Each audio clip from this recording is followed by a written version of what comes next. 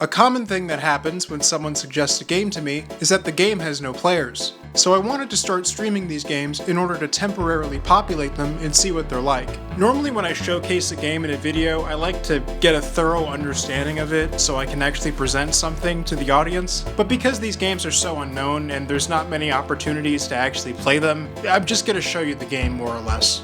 I didn't follow the script. We messed around with some viewer-made games and some silly stuff, but whatever.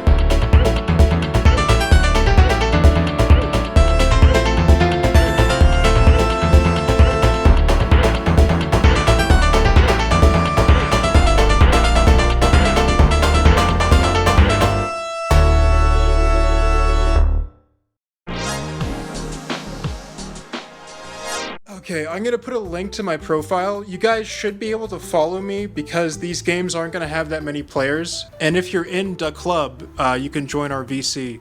But if you're not in the club, we'll kick you out. I don't know who is in the club and who is not in the club. We'll find out. We got worse than Hitler.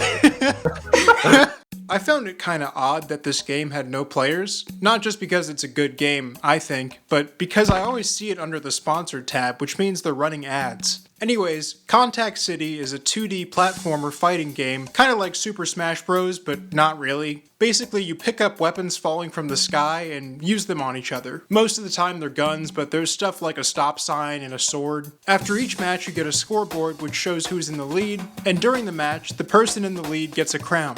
Eventually the game ends and you can decide whether to return to the lobby or continue with the current players. But that normally doesn't happen and I'll get to that soon. So for this video, they're not really reviews, I'm just doing what I like about the game and potential problems with the game.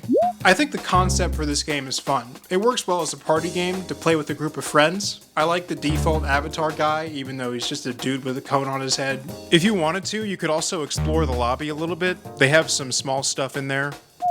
Because of the way this game is set up, it can be hard to actually try it for the first time. In the lobby you have to board a bus, which teleports you and any other players to a different place. Once you get here, as far as I can tell, nobody else can join. This means that even if the active player count on this game is high enough to form a lobby, if they're already in a lobby, or worse, in separate lobbies, you can't join them. Also, I've noticed that when playing with randoms, they tend to leave.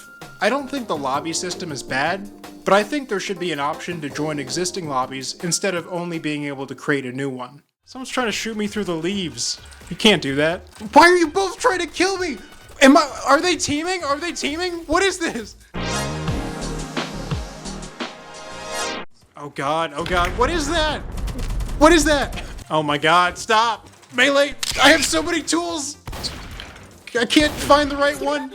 This one was a viewer-made game. They were watching the stream and suggested we try it out. I think it's fun, but it's obviously a bit simplistic compared to the other stuff we played. It contains free models and there's a bit of jank with some of the weapons. So because of the nature of this game, I'm not going to judge it as harshly as I would other games. This seems like a beginner project.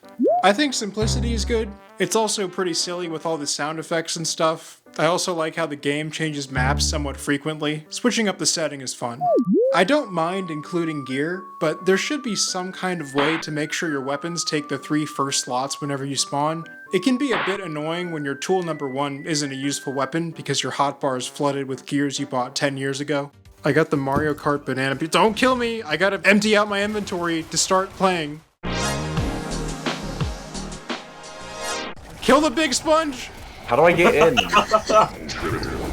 What does this have to do with SpongeBob? Nothing. What doesn't it have to do with SpongeBob? Okay, so this is actually 2 games. The first one I played was the second one, Sponge Infection 2. I originally found this through my recommendations and decided to try it out because of the maximalist thumbnail. I mean, this looks ridiculous. At first, this game seemed like your generic simulator slop game. Do a repetitive task indefinitely, forever.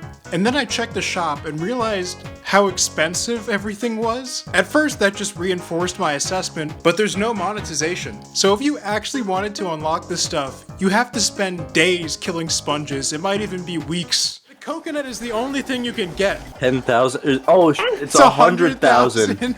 No wonder. Yeah, you're never gonna be able to get enough sponge experience. Can you not pay to win? It'd be funny if the guns didn't actually exist. Dude, you can't even pay to win. There's no game passes. It's like a statement of some kind, I think. Maybe I'm reading too deep into modern this. art. You don't This is understand. powering imagination. I think the huge and ugly UI designs are great. Also, all the sound and visual effects that happen when you play the game. This game has a unique soundtrack. I don't think the music was made specifically for this game, but it's all made by the creator of the game. If you check out his YouTube channel, you can listen to it. I'd like to think this game is a parody of the direction Roblox has taken, somehow. I don't know, maybe it's not that deep. One of the weapons in the shop is just a dude. There's also a drum set. Like, nobody's ever gonna unlock this stuff, so we were questioning if it was even there.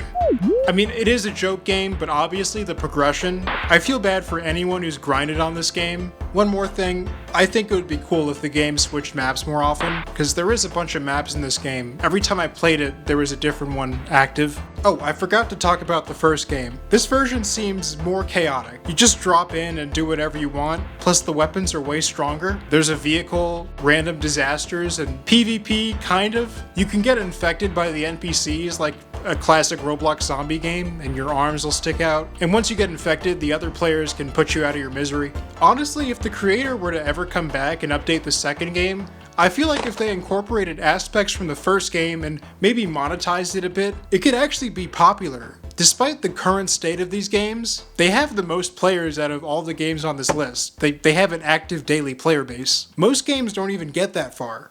Why is Roosevelt one of the big guns in this game? He's just in the shop, dude. The developer's here. What's up, dude? Can you add an item shop, create some pets, Add pets, add gambling. add a nuke game pass? Yeah, nuke the server game pass. Katalyst, with a K. So this one was another viewer submission, I think. It was suggested by a chat member, and as soon as we joined, 3 developers also joined. This is a PvP shooter game with a focus on movement mechanics. It's pretty early on, and we encountered some small issues, but overall I think it's a good project, and it'll be cool to see where it goes. I didn't really play it enough to get a good feel, so I don't have much to say on this one. What I like the aesthetic. It's not quite retro, it's more 2012-ish. From what they told me, Katalyst is a project by a group of friends, and they also make music. I didn't really check it out, but I think that's nice. The last thing is, I like the idea of incorporating some interesting movement mechanics, like this wall jump thing, as well as accepting bugs as movement tech. I kept getting launched. Sometimes, well, it wasn't that often, but I got launched sometimes, and apparently there's a way to replicate it, but I never learned how.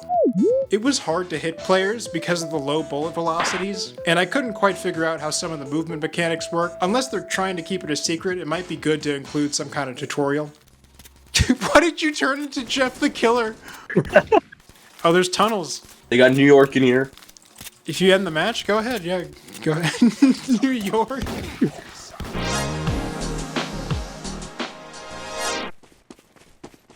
Oh, grenade.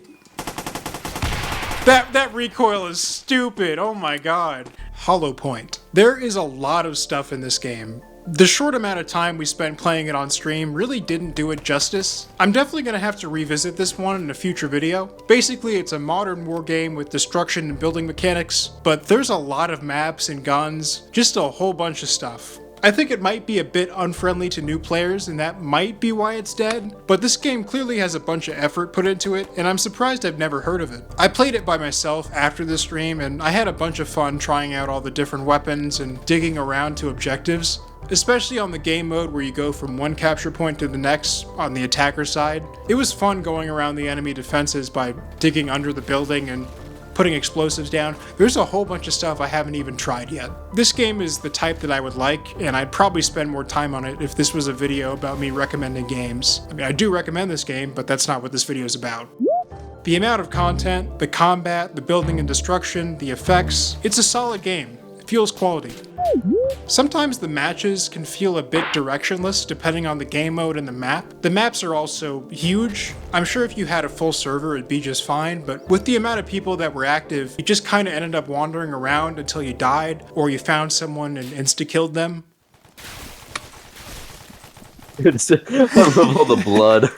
It sounds like we're going through a portal. I like these kinds of games, it's just they tend to have this problem. Okay, Oh yeah. fuck, I actually died. Yeah, someone shot us. I don't know where anything is or where we're supposed to go. Know the map off by heart. Yeah, just know the map.